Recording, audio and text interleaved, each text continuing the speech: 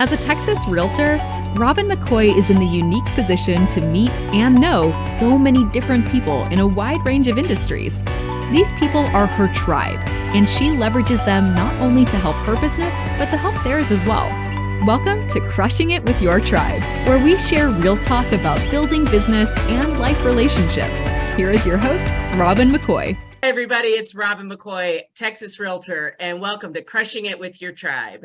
Today, I am here with my friend, my ABWA sister, Meredith Miller, and she's with Attack Basketball Academy. Yes, ma'am. Well, let me tell you a little bit about Meredith here. She is the vice president and behind the scenes rock star of Attack Basketball Academy, a company that she and her husband own together. Their mission is to develop holistic learners and nurture lifelong growth on and off the basketball court. Yeah. Meredith has an MBA Essential Certificate from Kansas University and a BS in Biology from UNC Chapel Hill. Meredith has been an active part of the American Businesswomen's Association, ABWA, from 2010 to the present time. She is right now the Vice President of Finance for her League of ABWA, and in the past, she has served as a campaign team manager, Dallas Area Awards event chair of the Dallas Area Council, and many, many board positions for her local league. Quite the journey, right? Yes. Lots of volunteering. Yes. Well, right now, she has been married for 11 years and is the mom of two adorable kids, a 6-year-old boy and a 10-year-old girl, and 3 dogs. Yep. Yep. Just got the new puppy. Yep. Yeah. So that's like a new baby, right? Yeah, pretty much. So tell me a little bit, let's just kind of talk a little bit about what Attack Basketball is so that people have an idea of what kind of some of the other things we talk about, where that's going to go. Yeah, sure. So we tend to say that we're more of a player development organization. We're actually trying to almost completely get away from doing any teams. We have a couple still now, but it's really because those players have been with us for so many years, and we want to kind of see them throughout high school. But yeah, we really want to concentrate on the development side of things versus what the wins and losses are. And so we do a lot of one-on-one sessions with players. So kind of like personal training, but for just on the basketball court, not with a gym trainer.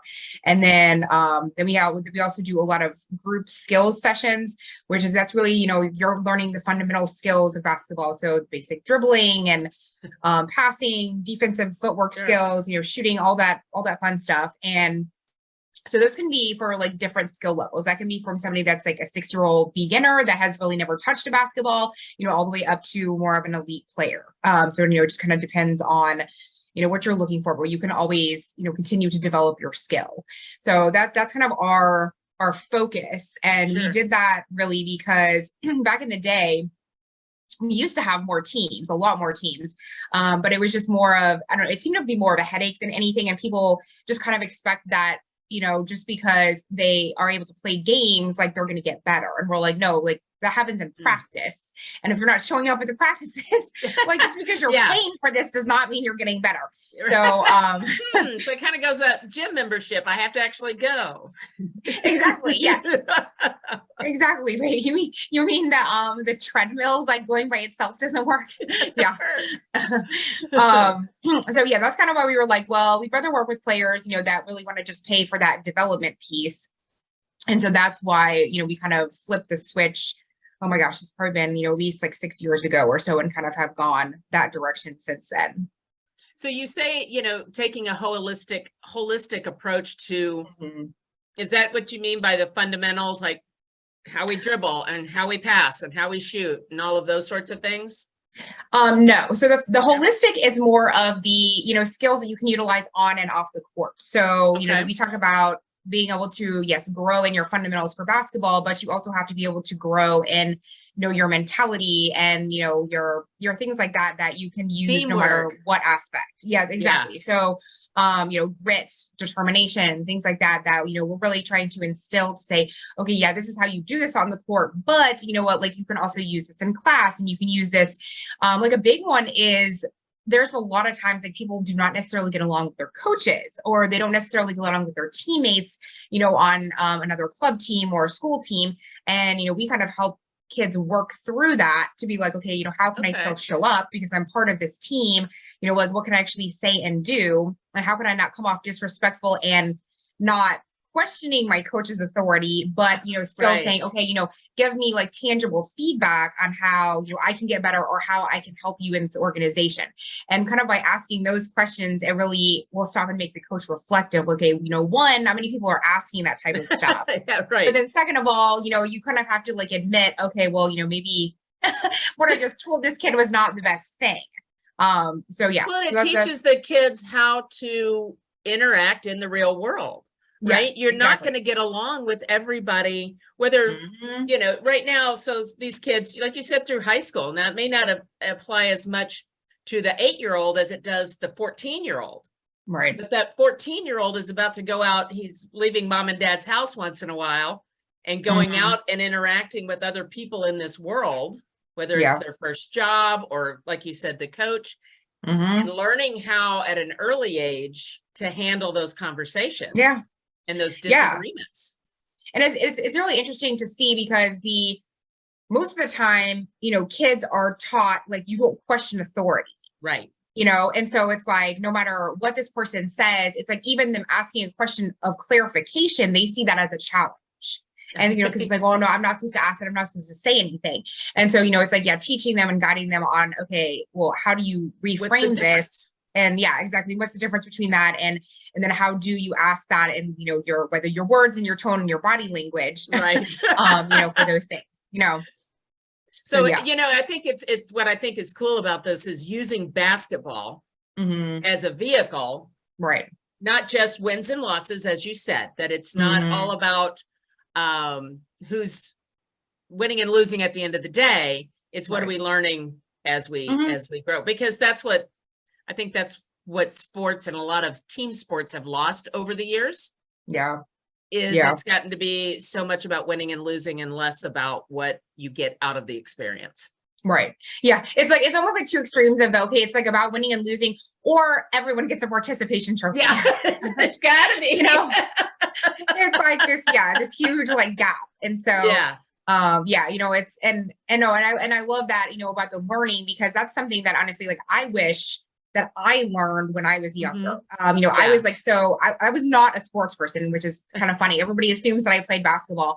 But I was like very academic, you know, so I'm like, school generally came pretty easy for me. I was like, you know, I would usually just get all A's and, but, you know, I mean, I did, you know, put in work to do that. But that was like, for me, that letter grade is what like defined me and what meant everything. And so it was not about what I was learning on the way. It was, okay, like, did I cram enough stuff in, you know, to where I could like ace this test? Yeah. Get the end result I'm looking for. Yep. Exactly. That acknowledgement. Right. And so, so like I said, so same thing with wins and losses. That's why I'm like, okay, you have to learn. It's about the process and, you know, what are you learning versus, okay, you know, did you get the W? And so, like I said, that's something I wish I would have definitely learned when I was a lot younger, because it's a lot harder lesson to learn as an adult. Isn't it? Yeah. Somehow things do get harder as you get older, but you know, I think that's true too, is just learning how to be present and teaching kids and adults for that matter, how to enjoy the journey of getting to whatever that end result might be. Yeah. Right. Yeah, absolutely. Yeah. And then, I love, like the whole concept of being present, because I mean, that's gratitude is one big thing that we talk to the players about a lot. And that is one way to immediately get present, because, you know, you can be, you know, I always say, you know, anxiety is living in, you know, the future or the past. And so, you know, if you're worried about, okay, well, you know, what is this person, you know, how's they're going to interpret my text from yesterday, or, oh my gosh, I'm worrying about this test tomorrow, you know, versus like, okay, like, let's get present and, you know, what 3 things am I grateful for just right now? You know, it can be like something super simple, you know, like I have like basketball shoes to play basketball. My parents dropped me off and let me come. Yeah, exactly. It could be a lot of things. You know, Mom promised me pizza tonight. I don't know. Whatever it is. Yeah, so, or tacos. Tacos are probably better than pizza. So let's talk a little bit about the behind the scenes. You know, you are the behind the scenes rock star. So you're not the basketball player, your husband. Now, remind me, Yeah. was he pro or semi-pro or something like that? Yeah, he played professionally. He played Okay. in, so he was one of the top players in the country coming out of high school and from Florida. And then he played for 4 years for Bobby Knight at Indiana University, the That's right. crazy coach that throws chairs and stuff. Yeah. Yeah. And then after that, he went on to play in Europe professionally for 6 years. Okay. I remember we had a conversation some time ago, I think Mhm. coming back from an ABWA something, and you had told me that. So I was hoping I had the information Yeah. right. So, Yeah. so you're not the basketball guy. You're not the face of this organization. You're the behind the scenes rock star. I mean, I think a lot of times people forget, right? That Yeah. it's Yeah. much behind the scenes that makes that engine go. Yeah. Yeah. Yeah. So tell me a little bit about that. Yeah, so that was very interesting because the way we had started the company was that my husband was actually doing just basketball workouts as a part-time thing, like while we were both working for corporate America. And I had actually gotten laid off from my sales job that I was doing, and it was right before Christmas of 2010. Naturally. And Merry Christmas. At that point I was doing our taxes, and I was like, oh, you actually like made a decent amount of money by just training people, and like you literally paid no attention to this. And so that was when we had the conversation, and I said, hey, how about instead of me going back to find another corporate job, I like just do this full time. And he was like, okay, sure, whatever. Okay, honey. And basically didn't really like think much else about it. So in January of 2011 was when I incorporated the company. So, I did whatever, met with some people, like did research, and then we formed an S Corp. And so then that's what we've been since January 2011. And Okay. so pretty much that kind of like started my whole like behind the scenes journey of being able to, because I mean, like I literally had no idea what I was doing. Like, yeah, I had sales and marketing experience from corporate America, but I mean, it taught me nothing about like, how to work entrepreneurship. Yeah, exactly. And so I was like, oh, this is different. Like I'm at home and no one's telling me what to do. And I didn't have to get dressed today. Yeah, exactly. So this was, so pretty much, I started like building the structure on trying to, talk to a CPA to figure out, okay, what are we supposed to do with, oh, you have to have a separate bank account. Okay. All right, let me go to the bank. Do that. So I mean, that's like really what it was. Like, me starting to go to these networking groups, and then people, kind of just me telling them what I was trying to do. And then, I mean, I probably was like so young, everybody was probably like, oh, this poor girl. And let me help her. Let me right. help her. Exactly. So it was, like started, setting up like all those structures and processes. But see, the cool thing about it is that, I mean, like, that's what I love doing. And that's actually one of my skill sets is, I'm like very good at planning and organizing, and those things that I love doing. And so so that's just kind of like where I flourished, being able to do that behind the scenes. So that's kind of how that whole thing started. And then but then the other side of that was that, Charlie, my husband, is the one that's out doing the training, and we have other coaches at this point now, but he's still, the main one that people want to see. And I mean, and like, granted, like 100%, he's amazing at what he does. But it's like, whenever, you get testimonials and like people like writing things in, it's always like, your husband is so amazing. Your husband is so amazing. We love him. We love him. Yeah. And which I'm like, okay, yeah, like that's awesome. But then it's like, yeah, then I started feeling like what I was doing, like, didn't really matter. Right. And how do you, how do you, one, acknowledge that, right? Yeah. You acknowledge it. And then how do you change that mindset? Because you are the one that's putting him in front of everybody so that he can go be amazing. Right. Exactly. Right. Because he needs to be amazing so that people want to come train with him. Right. And yet you've got to do the work to get him out there in front of the people. So how did you go? Just talk a little bit about how that whole little mindset and that change, or has it completely changed, or sometimes do you still feel that way?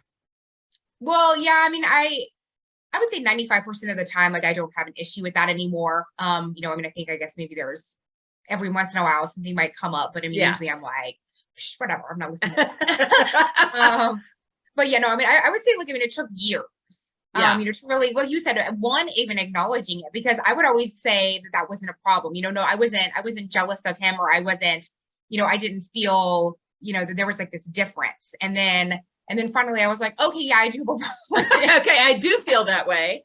Right, exactly. I'm gonna own it. Yeah, exactly. No, that is true. That is the first step.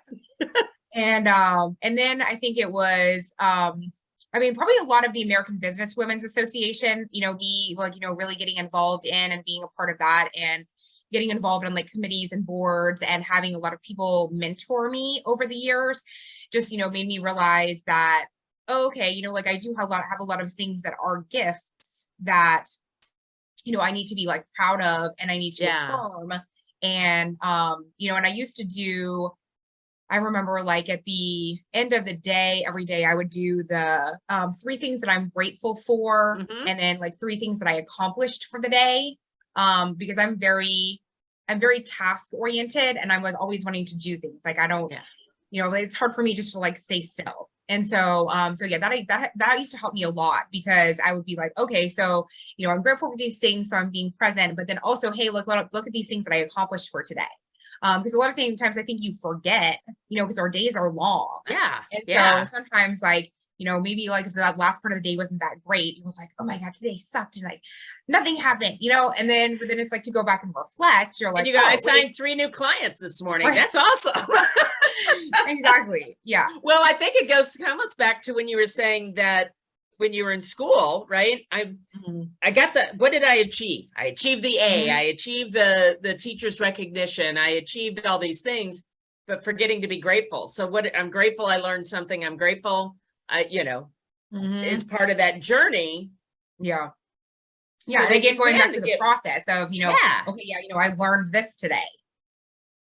That's huge. That's huge. And I think a lot of people, especially if they're just starting out on whether it's their own business, whether it's something in their personal life, whether it's at a new job where you don't feel like you're quite getting it. And if you can do those things, it makes you present. It makes you recognize and you acknowledge what you're feeling. Right. Yeah. Yeah. I mean, and that's one of the reasons too, when I was updating my LinkedIn profile, I guess maybe like a year ago, that I put, that my title is that I'm behind the scenes rock star, because it was kind of one of those, let me own this, this is what I do. And so normally when people ask what I do with the business, I tell them that I do everything but the coaching. Right. Which is pretty true. Which is pretty true. And and one can't, and I think we have to realize that one can't operate without the other. No. Yeah, exactly. Right. Yeah. I mean, you sitting there doing all of this stuff, but not having Charlie to go out and actually do the coaching, or the other coaches actually go do it. Doesn't matter. That doesn't matter. Yeah. Right. So look at all these things we have, but you can't sign up because there's no one to train you. I've got all this. I've got this great format. Yeah. And that's all I've got. Right. So So or on the opposite side, it's like, okay, we have all these people that want to sign up, but we forgot to schedule you. Oops. Yeah, we didn't get a gym to practice in, or we didn't get right. We don't have the right time, or all those little things. Be the leader you know you can be. Build your professional network and access education that takes you where you want to go. We are women of all ages and backgrounds. You deserve national recognition and opportunities to build relationships with people you want to work and grow with. Hit the ground running with the Charisma chapter of the American Business Women's Association. Meetings each month from 6 to 8:30 p.m. on the 4th Tuesday in Farmers Branch, Texas, and online. Come with us. Experience ABWA for yourself. Go to charisma.abwa.org to learn more. Because you said when we were talking earlier that you've always struggled with feeling a little bit less than. Yeah. Yeah. And overcoming those emotions is really hard. Yeah. Yeah. No, it definitely is. And I think that because it was about the end result and not the process. And I would usually, because I am such a planner, have a very specific end result in mind. And if that didn't happen, then it was my fault.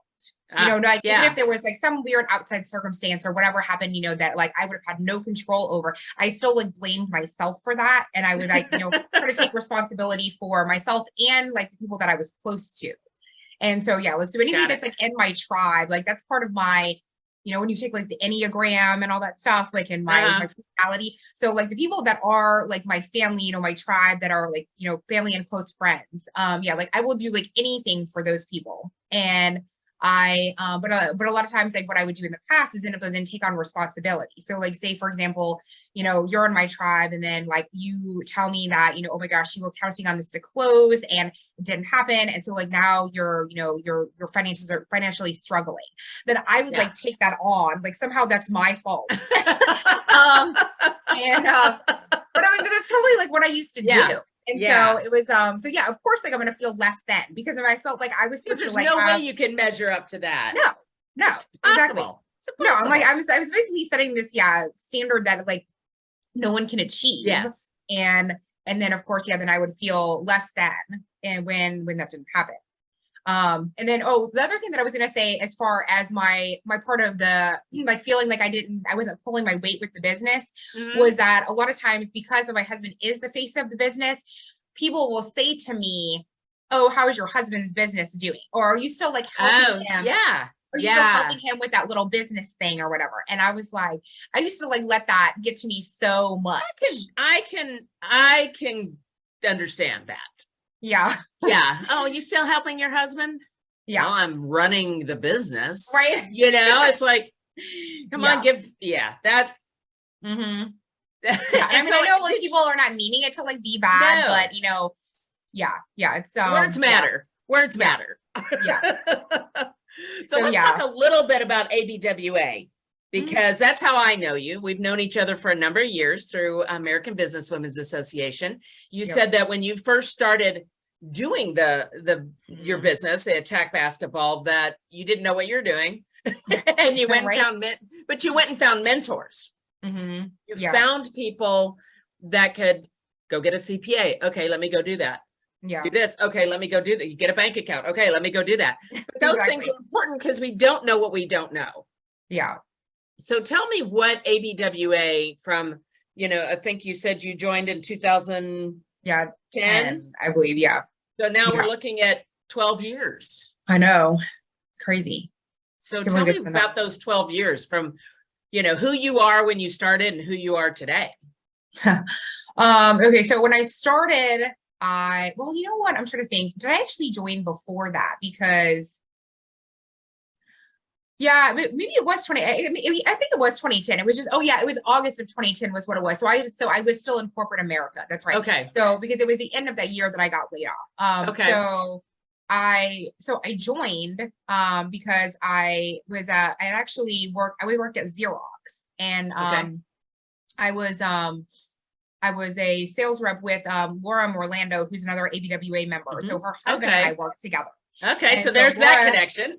Yes, exactly. So Laura had come into the office, and so she and I ended up connecting that way, and I ended up meeting her for coffee, and she was the one who told me about ABWA. And so I joined because I was like, okay, this thing sounds pretty cool. I'm like, yay, women's organization, women empowerment. And let's go. Yeah, and I'm like, I really didn't know what the heck I was signing up for, but I signed up, and then I, started coming to the meetings. And so I was like, I really don't know like how much this is for me, because I'm like, I have a corporate job. I'm like, what am I really going to get from this? And so, and I was, the job I went to after Xerox was a medical imaging company. And so I would just, I was calling on a list of doctors, and I'm like, okay, I don't like, what am I going to get? The people aren't going to give me leads. Like I already have set, people to call on.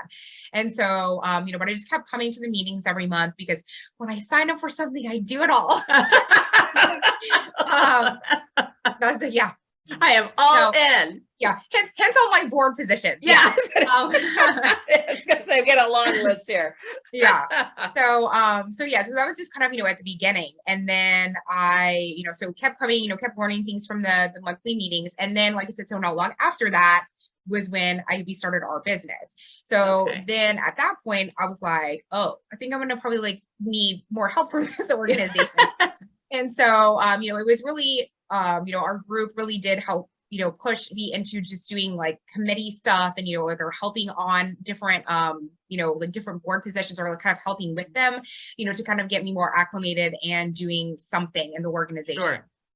And so that is, really what helped me like start to become a leader and, and really start to say, okay, well, you have to learn how to work with people that are, maybe a lot older than you or a lot younger than you, or, that may see things totally different. And yeah, then different personalities. Yeah. And because I would go that was one of the huge things. Like I used to be petrified of like any sort of confrontation. And I was always like the one that everybody loves and everybody's like, oh, so easy to get along with. Yeah, like I'll be the sounding board in the middle for everybody and try to come to like a happy, conclusion. And so now, like fast forward and I'm like, actually, like I like having these types of conversations because, I'm like, okay, it's a way to get ahead of things and it's a way to actually solve something versus, okay, I'm going to pretend like it's fine and then like resent this person, for 20 years. Yes, exactly. And we don't know. So, well, it is. It's, whether it's ABWA or other organizations, as an entrepreneur, as an individual business owner, you spend a lot of time alone. Yeah. Right? I mean, you don't have colleagues in your living room when you work from home, right? Unless it's my dog. Yeah. And that puppy, I'm sure, knows a lot of things to help you. He does like to walk on my laptop and type. Okay, so he's getting there. So, I mean, but I think it's, we do spend a lot of time alone and being able to have people, whether they're whether they're in real estate or not, we still have the same issues, you and I. You're still trying to generate clients for your business, just as I am. Right. And it's learning how to do that and being in a lead generation mode and in a marketing mode and where to go and find those people, how to get them to know, like, and trust you, right? Yeah. They're trusting their kids to you, right? Yeah. Yeah, and, exactly. And that's a big deal. They're putting a lot of money in the trust of me, right? For a house. Like, and those are very big things in people's lives. And so, I think as what I love about your story is starting out saying, wow, we didn't even look at this and you kind of made some money at it. let's give it a go. I mean, right? Timing is everything, right? It's I just got laid off. Do I want to go back and go find a job? But I'm looking at what you did by not paying attention. Right. What if we actually put some attention to this? Exactly. And see what we can do. And now you've got this business, you're raising kids and dogs and the whole shebang. And I just think that story is something that people can hear a little bit of themselves in those pieces. Well, and the funny thing about it is that 100% I would have told you I will never be an entrepreneur because when I was coming up through college and everything, so my goal was that I wanted to be a medical device sales rep with my biology, and I loved technology and I loved, I loved anything in the medical field. And I liked sales. And because to me, that was, okay, that was like the pure merit of, okay, you do this and then, this is what happens. And then when I got to corporate America, so that was like the ultimate security for me, right? Like, I wanted to do that, like, make all this money and like be able to travel and, I was like a tropical island, like by myself. And, and life is beautiful. Right. And here I am in Dallas. So, but it was, but yeah, so that was kind of my, I don't know what I, when I was like 19 or whatever, coming or 20, what was I, 20 coming out of college, that was kind of my dream of what I thought things were supposed to be. And so then, I get to corporate America and I'm like, oh, there's like politics and there's favoritism and, like not everything is based off of merit like I thought it was. And oh my God, there's a lot of like busy reporting for like no reason.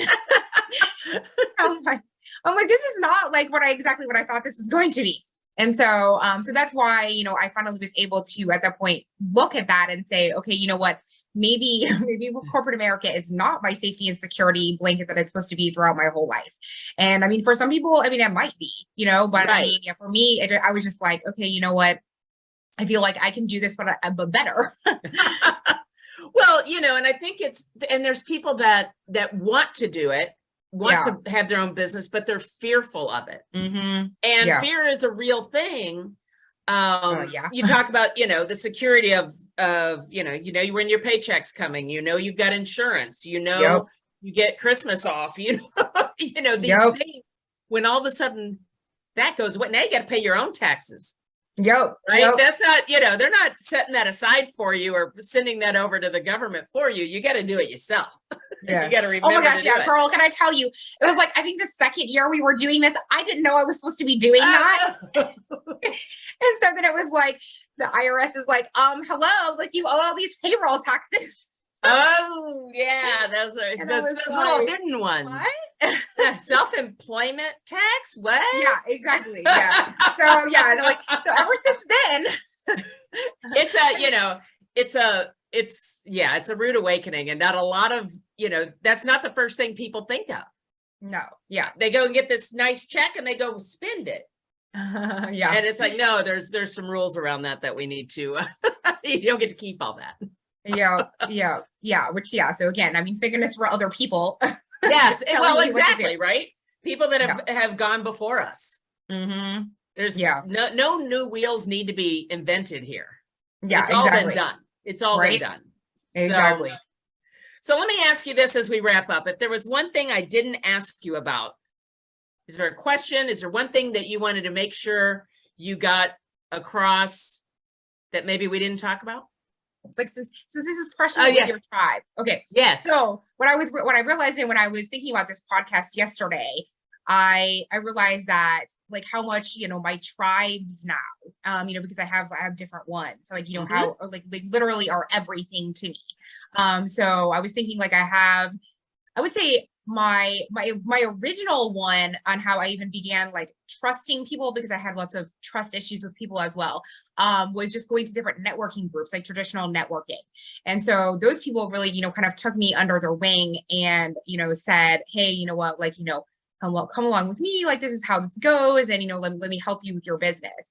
And then really ABWA was the next one, and which means it still is obviously to this day, since with me being in it for 12 years, and whereas the people might some might have somewhat changed over that time frame, it's still been this, kind of when I look back and see, I got my puppy from an ABWA sister, my who is my spiritual mentor now, like I met her through ABWA, and it's it's just like there's all these connections that it's not necessarily just the people in the organization anymore, I mean it's like branched out. And so then there was that one, and then now I had my the people that I work out with, which I mean I know you can relate to this.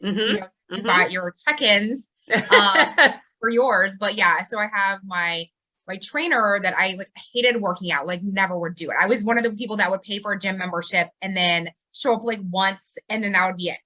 And so we have so my trainer, actually we just had a party at her house last night because she's celebrating 10 years in business of having her own, fitness boot camp stuff that she created. And so it's just such an amazing group of women. So it's all women, and we do like boot camp type style, style type of workouts, but like just at the Farmers Branch Rec Center. But it's just so amazing because like everybody's so supportive and like uplifting. And like whenever any of us like has, something going on, it's like, we like just drop everything, and, people will be texting, or, we give each other hugs and stuff. And it's like, it's so amazing because it's like made me love working out, which again, something I told you I would have never come out of my mouth. And then my church that I'm a part of now, Dallas Bible Church, like I have my women's Bible study, and like I've actually taken a leadership role on with that now because everybody's just been so supportive. And so I mean, those are probably like my main groups, those three, like my Bible study, ABWA, and my workout girls. And so it's just like so amazing for me to think about, like, where I've come from, 14 years now that I've been in Texas, to now. And, and it's really is because of these people like lifting me up and saying, hey, we see something in you that you don't see in you yet. Yeah. Yeah. Isn't that huge? And I think that's what tribes are all about. And you can call them whatever you want. Yeah. That's the word that I like because it resonates with me. And when you've got these people in your life, nobody succeeds alone. Nobody succeeds alone. And whether it's, like you said, a physical fitness, a business, a spiritual, a family, whatever that journey is, Yeah. You need other people, and we need to learn how to trust those other people. Yeah. And let ourselves be a little vulnerable. Yeah. And learn from these people, because I think inherently people want to help each other. Yeah. Yeah. They do. And Yeah. we have to give them that opportunity to do so. Yeah. Yeah. I think a lot of people are scared because they're afraid they're going to be judged. But yes, I think they want to. I do too. Mhm. Well, this has been wonderful. Thank you so much Yes. for joining me today. This is Absolutely. great. I love it. As a Texas realtor, I have the unique opportunity to meet great people in a wide range of industries, like a basketball academy. And if I can help you with any of your real estate needs or the needs of people in my tribe, I hope that you will reach out. Check all the show notes for everything about Meredith and the Attack Basketball Academy. All of her contact information will be there for you to reach out to her. Who you're in business with matters. Thanks for dropping in. And remember to check out our sister show, The Relax I Got This, where we talk all things real estate. Make sure you hit the follow button and don't miss an episode of Crushing It with Your Tribe. Thanks, Meredith. Yeah. Thank you, Robin. All right, we will talk soon. Okay. Bye. Bye. Thanks for joining us for Crushing It with Your Tribe with Texas realtor Robin McCoy. Check out all the show notes for contact information on Robin and her guests and to access your free resources and information discussed on this episode. Also, don't forget to hit that subscribe button so you never miss a conversation. Thanks again, and we will see you next time on Crushing It with Your Tribe with Robin McCoy.